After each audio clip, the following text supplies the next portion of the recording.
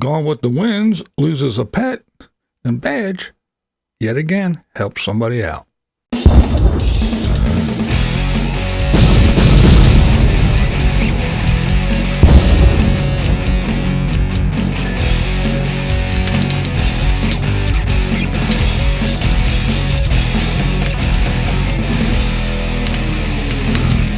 What is up, blind viewers? How's everybody doing? All right, today's shirt is Van City Van Life Chrome. Weirdos Unite. So, let's just go right ahead and start with Chrome. Now, Chrome's been doing some videos where he's been putting up some lights and doing other things like that and doing some simple electrical. Yes, I know, just a while ago I said, don't be doing electrical, get professionals. But, well, he did for the big stuff, that wiring the whole solar system up and everything. But this is just, you know, running little LED puck lights and stuff like that and wiring up little switches. So it's low voltage. It's not a whole lot of thing. It's easy, simple stuff that he can do himself. But yeah, he's sprucing things up a little bit here and there in the van still. But what really got me the good video I think he did was one where he talked about the business side of things. That's right, being a YouTuber. Now, he lived in Vancouver. He lived in a big condo or whatever it was, and he was a DJ and this and that and did all kinds of stuff, had a job, and he gave it all up for the big van life and the YouTube world. And he tells you flat out, yeah, the first year of YouTube, he made absolutely zero. No dollars, that's right, it was just nothing. And even now, he's really not making any money. No extra money. He's just scraping by. He can buy food and gas and stuff like that. And yeah, it's pretty much up to his Patreons is where the most of his money comes, or should I say his extra money. But anyway, it's a really good video. He talks about everything, kind of lays it out there. So anybody that thinks that, oh yeah, I'm just going to jump in a whatever, or not even a nomad, but I'm just going to get on YouTube, make some videos, and the money's going to come rolling in. Yeah, go watch Chrome's video, Van City Van Life, and he'll tell you, yeah, it's not as easy as some would lead on. All right, now we got Jumping Off the Cliff. Okay, nice video from Jumping Off the Cliff. He talks about, yeah, they got stuck. First time, and I think I said like 4 years of being out there. First time he got stuck where he had to be towed. I'm sure he may have got stuck once or twice before. But yeah, he had to get towed. Nice big $200 tow bill. And he says, hey, remember when you're out there, you know, if you have, and he has a big Class A, very nice rig they have. And yeah, it's kind of hard to find somebody that'll tow a big rig like that. He said, yeah, they even the trucking companies that have the big rigs that tow the big rigs say, no, we don't do RVs. So yeah, keep that in mind when you have these big giant Class A's, and I'm sure maybe even some of the larger Class C's, that you might have a hard time finding a tow company. But well done video, again, as usual, jumping off the cliff. And he talks about the gloomy day blues. Yeah, kind of rainy, nasty weather, being stuck in the RV and trying to find something to do and just needing some sunshine. Go over and check him out, Jumping Off the Cliff. Okay, how about the germ? Not to be confused with the coronavirus. That's right, the germ. Germ was talking about the Sears store closing. And he's seen a couple other of the big, large stores closing down. But yeah, he talked about that. But the big thing is 2,000 subscribers. So congratulations, Germs. That's a nice little milestone. Keep up, man. To some, 2,000 doesn't sound like a whole lot. But to others, hey, that's a good start. So yeah, you got to start somewhere, right? All right, man. Well, congrats. And go over and check out the Germ. And if you haven't, give him another sub or two. What the hell? All right, RV Ashes in April. They were in Death Valley National Park. Very cool video. Again, one of my favorite channels. And they show you around. Very, very cool place. Strange, odd, weird place. But yeah, amazing at the same time. So go over to RV Ashes in April and let them show you around Death Valley. Pretty cool stuff. All right. I'm not Chuck. That's right. Charles made a video where he was talking about all the Howa videos that were going around. Yeah, there for a while, a lot of people were making little Howa videos saying about transparency and this and that, and the money's going through cheap RV living and and then it gets funneled to how and this and that, and what should be transparent and what's not, and what isn't, and how it works and why, and yeah, all that stuff. So Charles, he's been watching them, and he decided, hey, I'm going to tell you what I think. So if you want to know what I'm Not Chuck thinks about all this how stuff from the perspective of a, shall I say, a wiser gentleman, go over and check out Charles at I'm Not Chuck and see what he has to say about the Bob. Now, see, my thing isn't with the whole how thing. I mean, I don't know how these C3POs, R2D2s, I don't know how all this stuff works. And so, quite frankly, I don't care how he gets his money, what he does with his money. I'm not the one that has to pay his bills, pay his taxes, or pay his lawyer when he doesn't do things right. I really don't care about that. So, transparency or not has nothing to do with me. The thing I have about Bob is this. The one thing is, it's just how he preaches about move away from this, get away from that, don't do that, come out here, in your car or in your van, plunk it down in the desert, and get away from all this stuff. But yet, he is so involved and deeply embedded in everything that he has to fill out this and file that and have lawyers and pay this and have different addresses for this and that, and this entity has this and that and that. So he tells you to get rid of everything and move away from all that, and he is so entrenched in it. That's the thing that bothers me about the Bob. That and how dare you film me. That's the other thing. He's on YouTube. He makes his living on YouTube and his other crap. But the thing is he's around YouTubers all the time. I mean, Heat Seeker Bus, not too long ago, drove by him and said, hey, there's Bob. Stuck the camera out the window and yelled, Bob. And the nasty little lady that he was with gave him the dirtiest look. And even Bob was like, how dare you? How dare you film the Bob? Yeah, you're on YouTube, but you can't be filmed because other YouTube... See, that's the kind of shit that I don't like about the Bob. I don't care about his how or his cheap RV living or how he divvies his money up. I really don't care. All right, Rick from Dream Side Out. That's right, Dream Side Out. Now, he is one of the box truck guys. He has a box truck. He made a video a while back where he was talking about the insurance for his box truck because, it's always assumed that when you call him and say, hey, I have a box truck, well, then you're some kind of commercial business and everything. And he was paying an exorbitant amount in insurance for his box truck. And now, it's no secret. He says it in the video. But he says he was paying about $4,000 a year for insurance for his box truck. So what he did was he went and he finally figured out, he tried this once before and it didn't work, but he went back and tried again. He actually went and got his box truck registered as a motorhome. That's right. Now, there are some things that says that in the rules that has to be, and you have to have a built-in stove or a built-in toilet. He said that's pretty much all you have to do for it to be considered a motorhome. And on his box truck, somewhere on the outside, it has to say not for hire.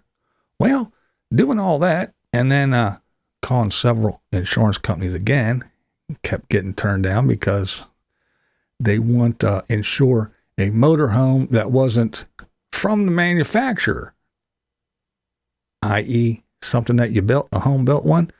So finally he did find an insurance company that would cover him, and it wasn't some off-the-wall stuff. I think he said it was Allstate.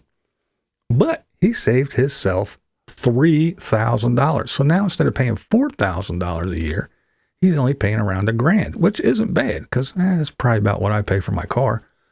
So yeah, that's another thing. When you guys are out here and you're, hey, let's do a school bus or let's do a box truck or whatever, sometimes it might be a little bit difficult when you call up and say, hey, I got a school bus I'm going to insure. And they go, oh, okay, a school bus. Let's see, that's going to be $10,000 a year.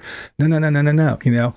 So it's kind of tricky, I guess, for some folks. I don't know, but go over there to Dream Side Out, check out his video. Very good stuff. And hey, you might even want to pop back through his catalog and watch the one about all the insurance problems he had before this until he got it all figured out. So there you go. Dream Side Out. Go check him out. All right, now we have Gone with the Wynns. All right, now this is a channel I've been watching for years. I started watching them when they were RVers. Now, they had the big old RV and they had a little toad and they were going around doing their thing. Well, they got rid of all that and they bought a sailboat. Yeah, so now they're living on the water. Well, just recently, they came back to the States because they were all over the place. I mean, they go everywhere. But they came home and they brought their cats back. And they visited some friends that have like I guess like an animal sanctuary. They got chickens and donkeys and pigs and all kinds of animals that, either retired, like the chickens that don't lay anymore and stuff, all kinds of things. But anyway, so they went back there and they decided they were going to leave their 2 cats. One is, I think, 10 and the other one's like 19 or something like that. But they decided they were going to leave their 2 cats there at this place. Now, there's some reasons. The number one reason is not everywhere you go, in every country, is an animal really considered a pet. It's just that, an animal. So the one place they were at, just getting cat litter, cat food, a vet, and all kinds of stuff like that, people are like, cat food? What? Huh? No, they just run around and eat whatever. Yeah. So that was the one thing. The other thing is the older cat had some issues health-wise, and without being able to have regular vet appointments and the like, they just decided, we can't take this cat out on the ocean anymore. And then the other thing you find out is, man, I thought RVing could be expensive. These people out there in the sailboat world, man, is it expensive. All the paperwork and the fees and everything when you go from country to country to country to island, and you have to fill out this and that. And now they're dragging these animals around and they have to make sure that every shot is accounted for and vaccines and quarantine time and all. It's just a giant pain in the ass, in my opinion. But it was basically because they couldn't find the things they needed for the pets. So, please, in the comment section below, what is your opinion of them leaving their pets? Is it, 1, responsible pet ownership, or is it just like, these things are expensive and a nuisance? Oh, and I will add that shortly after the video that they filmed, that the older cat that had the health issues, it did pass away. So they did lose one of their cats. Now, here's my opinion. I think they were very responsible pet owners in the fact that they did have these pets. They took them around and they were in the RV, and these cats could go roaming all over the place. Whenever they parked the RV, they could go outside and run around. On the boat, they were pretty much stuck on the boat because they couldn't take them too many places, because once you get on some of these islands, there's dogs running around and all kinds of wild animals. And so the cats really couldn't go anywhere. They were stuck on the boat. Add that to the fact of can't have vets all the time and can't get the care that they need. It's kind of shaky. So, yeah, I can see that this is something that they did. And they didn't take it lightly either. You can see in the video that they were trying to hold it together, but they were broken up, just having to leave their pets with someone. And they said, hey, when we come back, they're going to be here. We can visit them and everything. And, they didn't even know that the older cat was going to pass at the time of the filming. So, again, they were trying to hold it together, and they were breaking down a little bit. So it wasn't an easy decision for them. So they did leave their cats on the mainland so they could continue their travels, and they did lose their one pet. So, sad news. So go over and check out Going with the Wynns. It's a very good channel. They only post on Sundays. So go check out Going with the Wynns. All right, let's talk about my buddy Badge. That's right, Badge. Everybody needs one. Well, him and Elle, they're heading back to Canada. That's right, it's that time. Gotta head back to Canada. So he's leaving the U.S. and going back home. He said something that I kind of didn't think about. But yeah, he said it was funny. He said, Pierre, heat seeker bus? Yeah, Canadian. Badge, Canadian. Badge had to drive how many thousands of miles to meet heat seeker bus here in the States. Pretty wild stuff. So yeah, watch out for Badge and see what he's going to be doing next as he heads home to Canada. Now, speaking of Badge, Robyn from Creativity RV, she made a video where she kind of did a time lapse. She went, not a time lapse, a time warp. She went back to the time when she ordered her new fifth wheel and it got delivered. She got delivered to the park that she was staying at. So they just went ahead and delivered that thing, and she figured out, was talking about the rates, per day, and then it was really cheaper to do it for a month. So she said, this delivered here, had full hookups and the whole nine, and it was cold. They were in Colorado. And she had scheduled a couple different times to have driving lessons. People come over and show her how to drive this thing because she had a self-containing. It wasn't a trailer, so she wasn't used to this, pulling this ginormous fifth wheel behind her. But every time she had this thing scheduled, it would snow, and they couldn't do it. So, Badge to the rescue. That's right.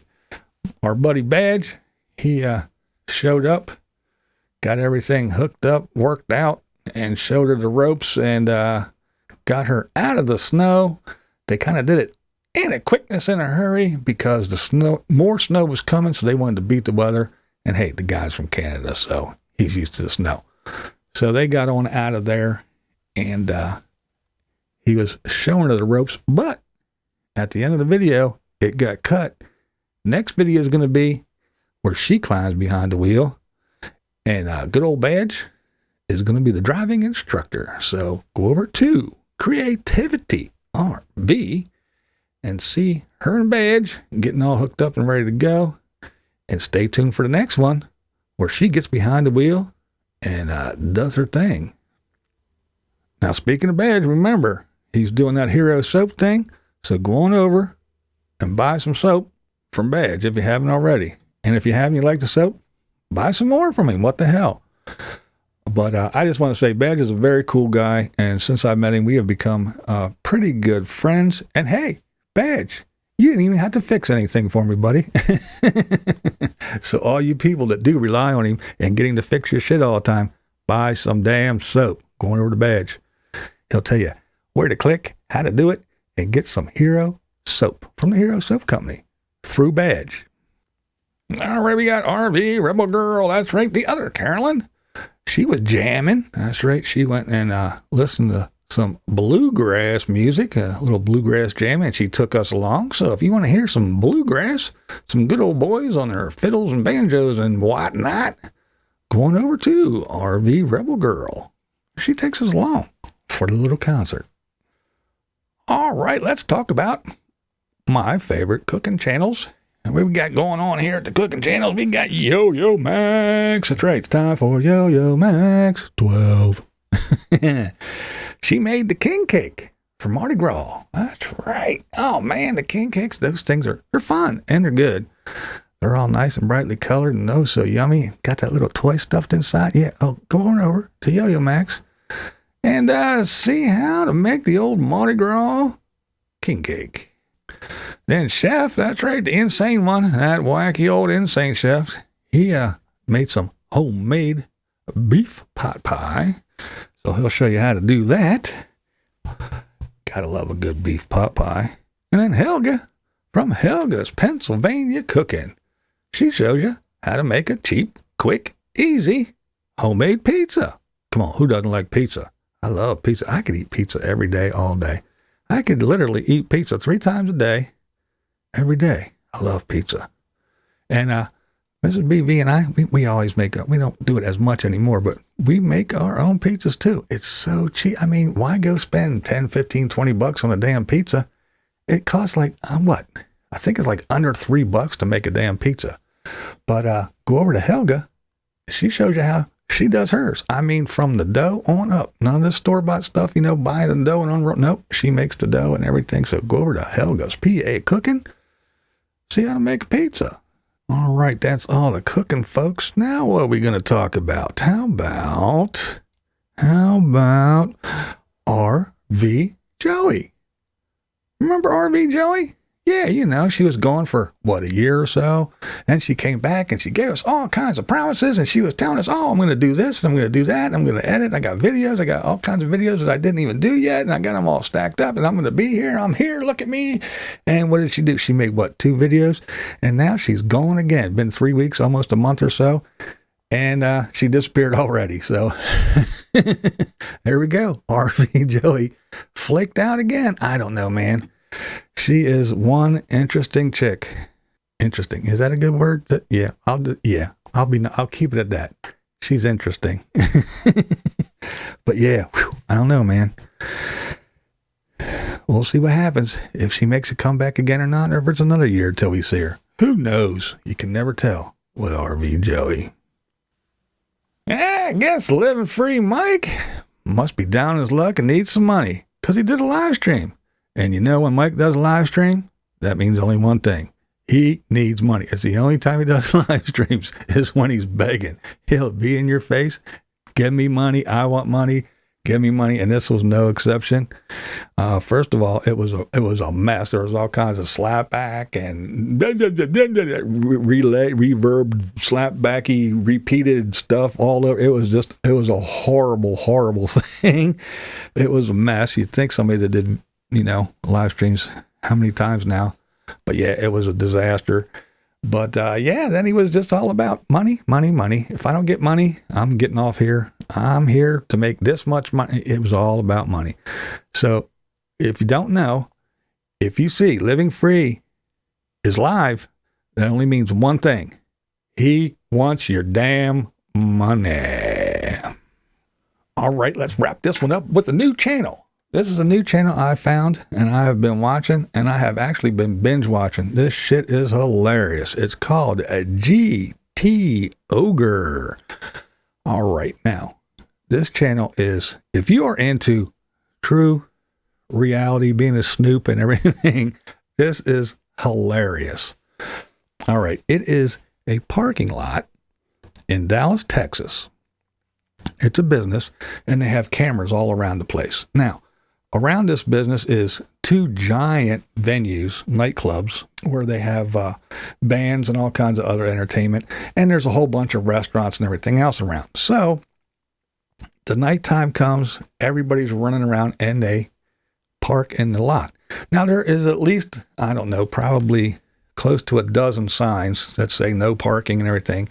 And it's just video after video of people coming in, parking, even looking at the signs and everything, and then walking away. And then he does a thing where, because he puts little music in the background, and then the tow trucks come, and it's called drum beats. I say hashtag drum beats comes popping up, and it's real cool music. And the tow trucks come, and they take pictures, and they hook up, and they drag these cars away. And then it'll say 50 minutes later, and it shows the people walking back and all kinds of stuff. It's really well done. It is hilarious. He has things like the tinkle timer. You know, people just whip it out and start pissing, and he has a little thing that pops up, and he calls it the tinkle timer.